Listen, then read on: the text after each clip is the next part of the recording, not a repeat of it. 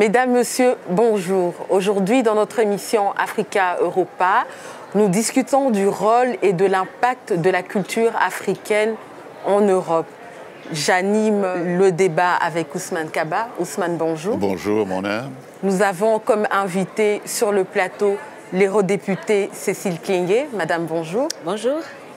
Elena Aquilo des Beaux-Arts. Madame, bonjour. Bonjour. Thierry Charby, directeur de Somex.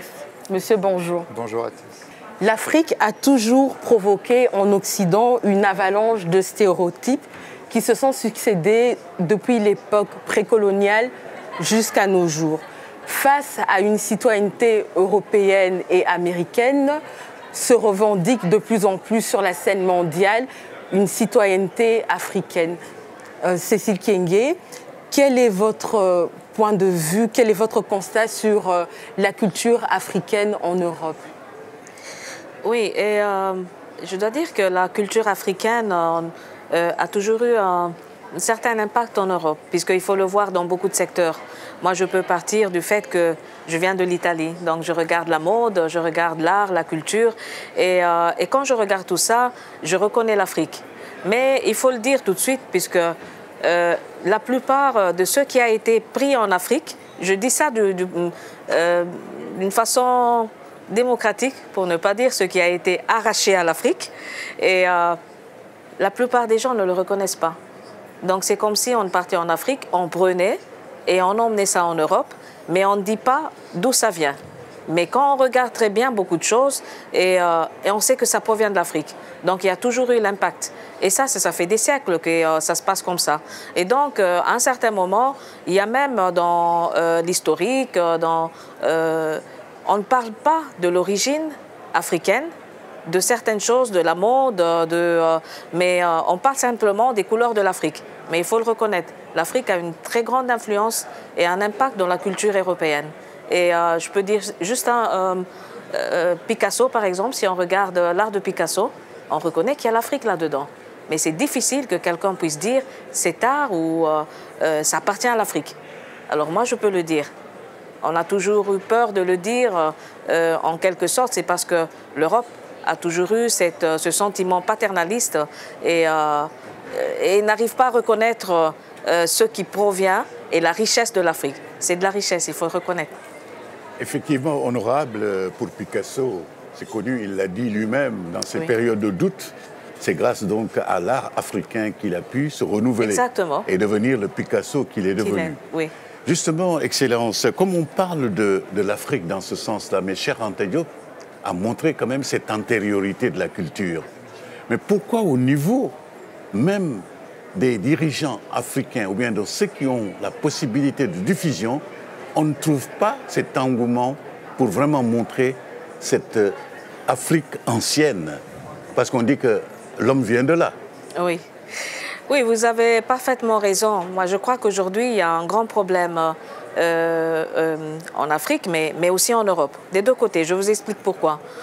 Il faut qu'on aille revoir, je crois qu'on doit un peu faire un processus de décolonisation pour ceux qui regardent l'éducation et pour ceux qui regardent aussi certaines mentalités.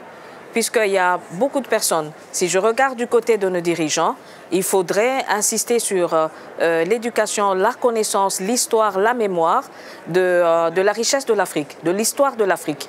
Alors, avec ça, on peut déjà renforcer la capacité même de penser de certains dirigeants face à l'Occident qui n'arrive pas à reconnaître certaines valeurs de l'Afrique. De l'autre côté, si je regarde l'Europe, je vois par exemple l'Europe qui prend des valeurs et pour ce qui concerne, je peux dire, les droits fondamentaux, pour ce qui concerne la paix, pour ce qui concerne aussi la capacité aussi de reconnaître les diversités. Mais si on commence à parler de l'Afrique ou si je pars poser des questions à des jeunes et pour leur demander « Est-ce que vous connaissez l'histoire de l'Afrique ?» Personne ne connaît. Si je pars regarder des livres, et c'est pourquoi je dis il faut qu'on commence un processus de décolonisation, même dans la culture, même dans l'instruction. Si je pars parler avec des jeunes, il y a beaucoup de jeunes qui ignorent que l'Afrique a une grande histoire. Cheikh Anta Diop, on en parle ici, moi et vous.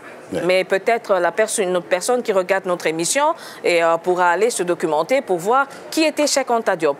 Puisque si je pars dans des écoles, mais je vous assure qu'il y a beaucoup de jeunes qui ignorent ça. Alors, il faut commencer par là. Il faut commencer par la jeunesse, par la culture. Et alors là, on arrive à former des dirigeants capables de se parler d'une façon, comme on dit aujourd'hui, par exemple, un partenariat win-win, c'est-à-dire gagnant-gagnant. Je peux le dire aussi au niveau culturel, au niveau de dialogue. C'est-à-dire, personne ne doit se sentir supérieur à l'autre. Alors, moi, je demande que les États, d'un côté et d'un autre, en Europe et en Afrique, puissent s'investir toujours un peu plus sur la culture, l'éducation et surtout sur connaître l'histoire, la richesse de l'Afrique. Il faut être fier de ses origines. Moi, je le dis souvent.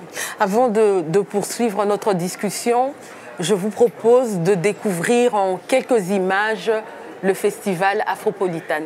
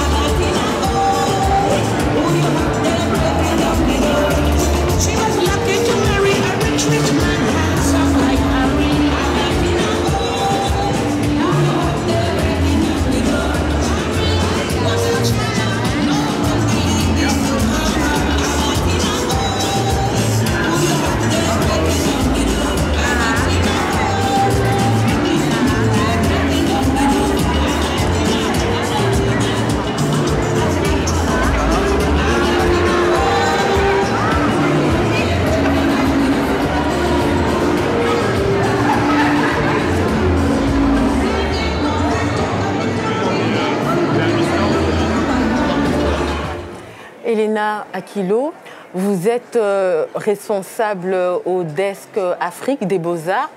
Est-ce que vous pouvez déjà, pourquoi le nom Afropolitan? Vous pouvez nous expliquer le concept? Oui, je voulais remercier l'intervention de Madame Kliench parce que c'était très important pour contextualiser effectivement les festivals. Afropolitan dérive, c'est un terme qui a été créé par le politologue Achille Mbembe. Et c'est un terme pour désigner cette nouvelle génération de jeunes qui bougent, qui voyagent entre les continents, entre l'Afrique et l'Europe, qui parlent plusieurs langues, qui ne rentrent plus dans ces catégories de l'un ou l'autre et qui essayent de sortir de cette catégorie et créer une nouvelle image de l'Afrique. Les festivals, vous avez vu, il y a plein de choses à faire, il y a plein des activités à faire. C'est les moyens pour donner valeur à cette génération, pour mettre en avant cette génération et essayer de démontrer au monde que l'Afrique a des identités multiples qui doivent être reconnues et doivent être mettre en Et quelles sont les retombées du festival d'un point de vue économique, par exemple, pour les participants? On essaye de travailler carrément avec les partenaires locaux, ici en Belgique. L'idée, c'était effectivement de déléguer une partie de l'organisation du festival à notre partenaire. Par exemple, vous avez vu dans les images le Now Fashion Pop-Up. C'est la nouvelle conception d'un marché africain organisé par le partenaire New African Wave, Siré Kaba et Valia Ndelala. Et c'était un succès énorme pour eux et pour nous. Je profite pour les remercier aussi ici. Cécile Kienge, aux États-Unis, on n'utilise plus le terme Black American, on utilise le terme Afro-Américaine. Donc les anciens Noirs américains revendiquent leur culture africaine.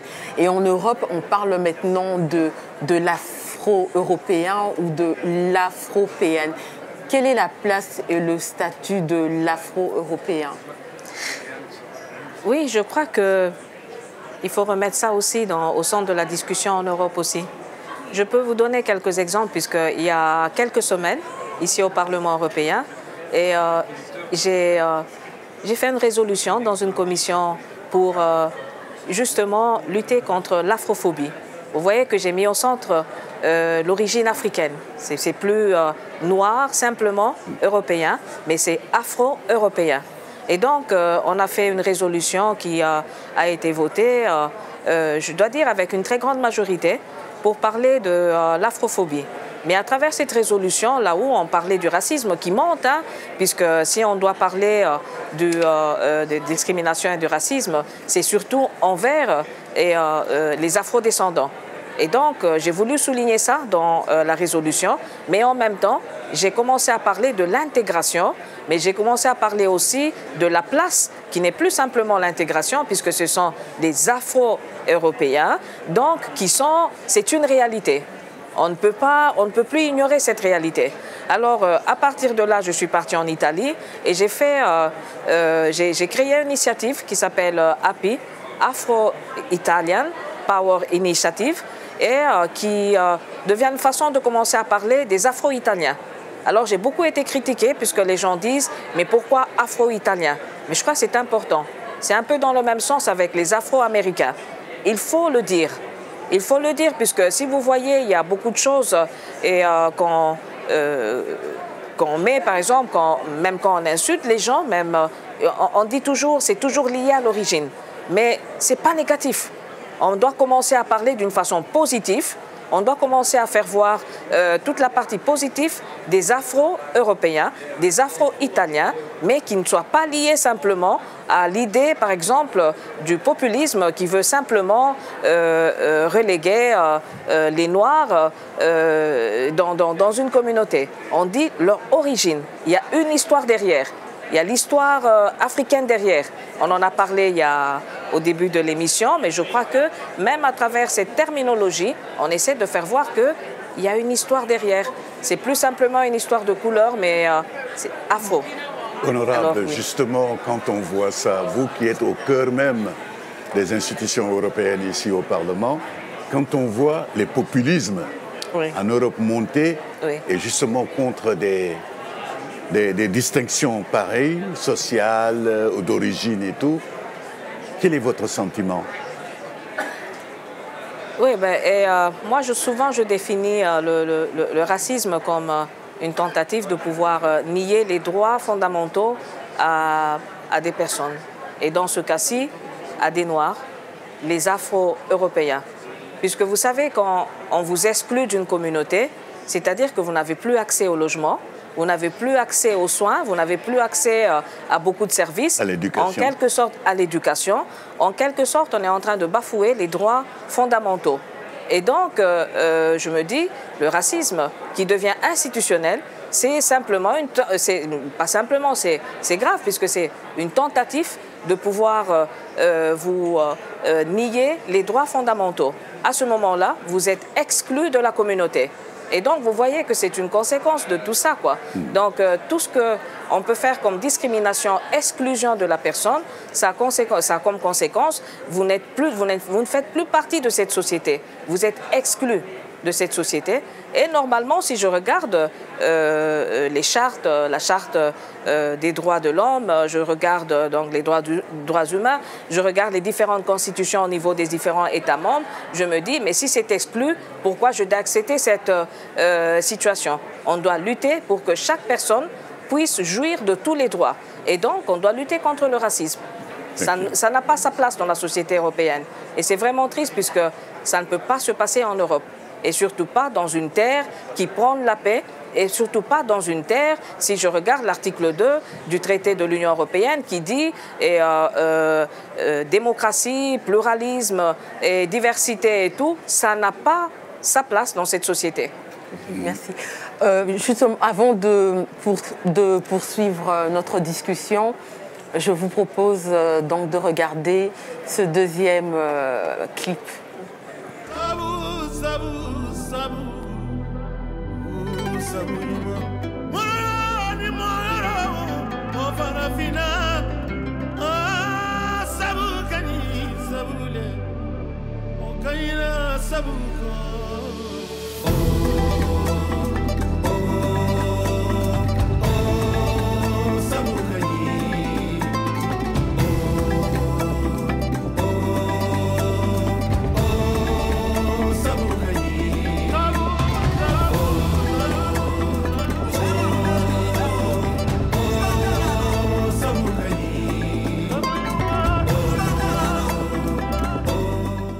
En train de recréer un luxe africain. On a quand même eu notre mot à dire et c'est ça que je trouve chouette dans cette collaboration. Moi je suis ravi qu'on fasse tous partie de cette aventure. Et je les remercie de leur confiance.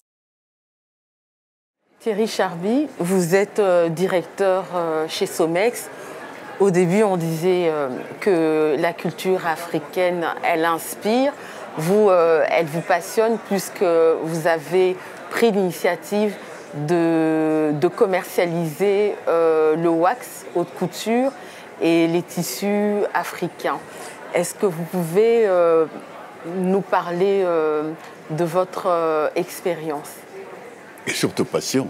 Oui. Oui, je vais vous en parler. Alors, j'ai entendu un angle politique, un angle culturel. Nous avons, nous, modestement, une approche un petit peu différente. C'est le monde des affaires. Je considère que parce qu'on dit monde des affaires, on ne doit pas le dépouiller de sens. Et on peut tout à fait, pour répondre à votre question, on peut tout à fait juxtaposer une opération commerciale, business, avec derrière une volonté qui attribue du sens à une opération. Le petit reportage que vous avez vu est le fruit d'une réflexion, une longue réflexion. Nous voulons, dans ce projet, et au-delà de ce projet Daniel Echter, dans l'activité de notre entreprise, nous voulons passerelle, pont, lien entre deux continents, entre l'Europe et l'Afrique. Lorsque vient l'idée de se dire on va aller vendre un produit en Afrique qui est un produit africain, qui est du wax, nous le faisons des pagnes. Nous le faisons depuis des dizaines d'années. Et puis est née petit à petit cette idée d'apporter une valeur ajoutée. Dans valeur ajoutée, il y a l'ajout et il y a la valeur. Si ce n'était que de prendre un produit, de le fabriquer et d'y appliquer un tampon avec une marque dessus. Ce serait peut-être bien, intéressant, productif, rentable, mais ce n'est pas du tout l'objectif que nous avions. Notre objectif était de créer une confluence entre l'histoire, la tradition des pagnes africains, leurs couleurs, leur chatoyance, leur vie, leur histoire au quotidien, parce que le wax est porté, ou les pagnes, ou les basins sont portés au quotidien en Afrique, et une expérience de luxe, de couture, de chic parisien.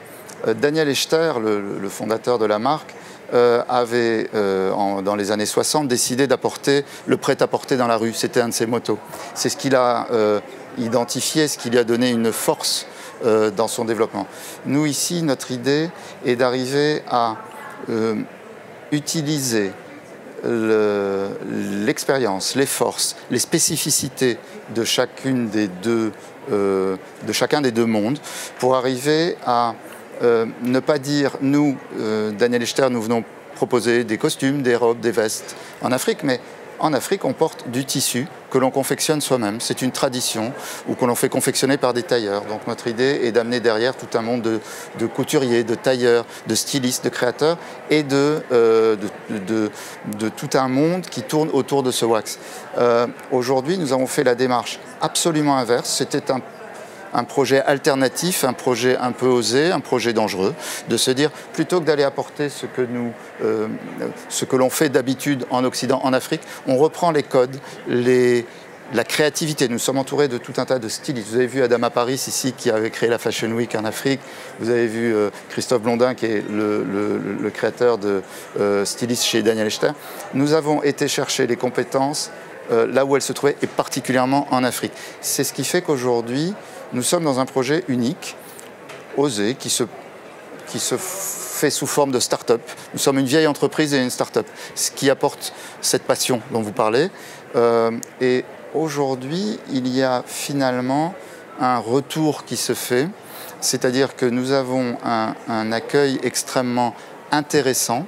Et là, je reviens au sens du débat, j'étais un peu long, mais au sens de notre débat, c'est que par notre biais, qui est notre petite vision à nous de cette communauté entre l'Afrique, l'Europe, mais je l'élargirai à l'Asie, à l'Amérique, si nous pouvions faire produire sur la Lune nos produits, on les ferait produire.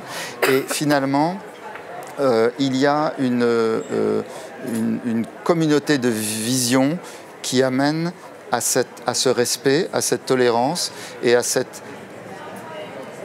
mixité et à ce métissage de compétences, de culture. Et au bout du compte, c'est ce qui, derrière l'aspect commercial qui existe dans n'importe quelle entreprise, et on ne peut pas l'enlever, il reste très très fort cette vision, et c'est ce qui nous anime aujourd'hui. Le wax, donc, qui était un produit de valeur, de luxe, on peut dire en Afrique à certains moments, a connu donc sa traversée du désert. Mais aujourd'hui, comme vous le dites si bien, si des vedettes comme Beyoncé s'habillent en wax et tout, je crois que c'est avec des actions des gens comme vous. Mais la création d'une start-up ou d'une industrie en Europe, pourquoi pas à Kinshasa, Dakar, Nairobi ou Johannesburg? Le lancement de Daniel Echter s'est opéré dans la maison Daniel Echter il y a 3-4 mois, parce que c'était une nécessité de démarrer là où la marque démarre. Notre chemin est parti de là, et immédiatement il s'est dirigé vers Bamako, où nous avons effectué notre première prise de contact avec l'Afrique. Pourquoi ? Prise de contact dans ce projet, évidemment. Pourquoi ? Parce que Bamako, c'est un des endroits les plus traditionnalistes en termes de pagne imprimé, de coton imprimé. À Bamako, il y a en plus les bazins, qui sont très traditionnellement portés dans toute cette... le Bogolan. Voilà, aussi, dans cette partie de l'Afrique. Et nous avons ajouté une petite touche de fantaisie de Bassou. Et en plus, le Mali est spécifiquement spécialisé, enfin, a une grande aura pour tous ces commerçants qui essaiment dans toute l'Afrique. Vous trouvez des commerçants maliens dans toute l'Afrique. Donc naturellement, notre idée était de dire, on pose le pied en Afrique à Bamako et on se déploie partout. Aujourd'hui, l'objectif, un des objectifs est d'être présent un peu partout en Afrique, de valoriser les stylistes, les créateurs. Sur 2 lancements, nous avons eu 16 créateurs africains à qui nous avons donné la chance de venir à Paris, d'aller à Bamako, de pouvoir avoir les moyens de créer. Et c'est un chemin, et vous avez raison, c'est un chemin qui va être long, difficile, parce qu'en Afrique, il faut être très patient, et tout d'un coup, les choses peuvent aller très vite. Et je crois que l'avenir de l'Afrique va aller très vite avec la digitalisation et la jeunesse. Et par ces biais, je pense qu'il y aura ce mélange, cette tolérance dont vous parliez, madame, et également, Elena, dont vous parliez, sur un plan politique, culturel, de respect. Je pense que le monde du business, le monde des affaires, a son rôle et sa part à jouer, qu'on le veuille ou qu'on ne le veuille pas.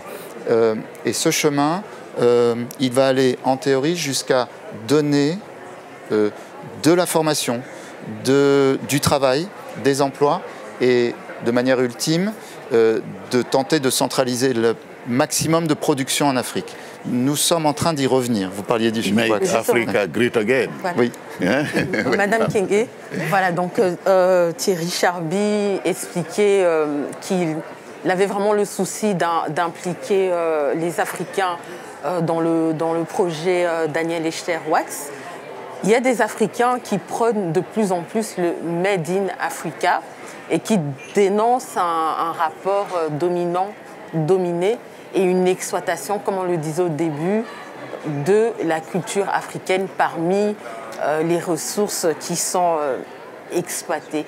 Et donc, quelle est votre position par rapport à ces faits? Prôner 100% du Made in Africa ou créer une mixité culturelle? Oui, je crois qu'il a bien fait le raisonnement, puisque moi je suis pour mixité et mélange, mais il faut un respect mutuel. il faut aussi reconnaître ce qui vient de l'autre et ce qu'on peut donner. Et c'est ça qui manque malheureusement.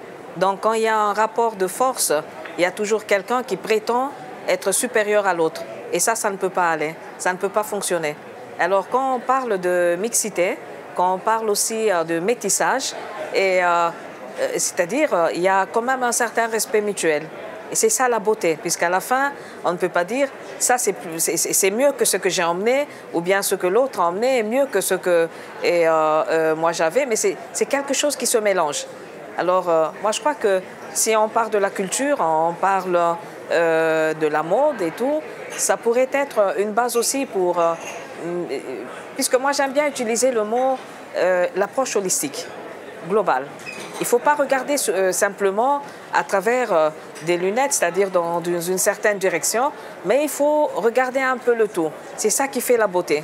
Il y a la mode, il y a la culture, il y a l'éducation, mais il y a aussi la politique.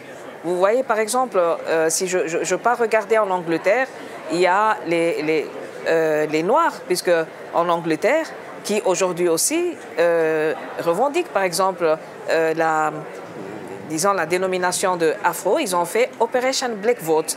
Je rentre à la politique, mais c'est des formations professionnelles, hein, en quelque sorte. Et Operation Black Vote, ils ont vu qu'en politique, il y avait très peu de Noirs. Et ils ont fait ça il y a 25 ans.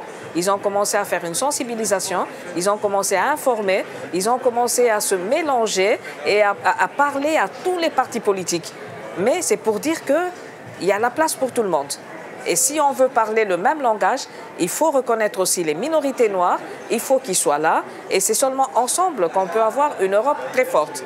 Alors, si je regarde la mode, je regarde la culture, c'est un peu ça le message qui sort. Et on doit attentivement regarder, avoir cette vision, une approche holistique. Et c'est avec ça qu'on peut aussi s'adapter et avoir aussi un comportement dans les institutions un peu partout qui est le respect de l'autre, le respect de la culture d'une autre personne.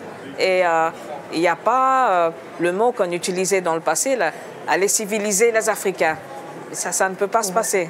Et il y a une culture dans chaque continent, mais il n'y a pas de supériorité culturelle par rapport à l'autre. C'est ça qu'il faut éviter. Voilà. Mais donc, on arrive à la fin de notre émission. Je crois qu'on va rester sur les belles paroles de Madame Kyenge. Et on va aussi retenir que le concept de décolonisation est vraiment à prendre en compte. Et je pense que ça sera le prochain débat. Tout à fait. La décolonisation. En tout cas, dire que vive la culture, oui. Parce que grâce à elle, donc, que ce soit l'économie, oui. La politique ou bien la conception du monde, ça peut se faire plus humblement et plus paisiblement. Voilà. En tout cas, merci beaucoup d'avoir participé à cet échange et à très bientôt dans l'émission Africa Europa. Merci, au revoir.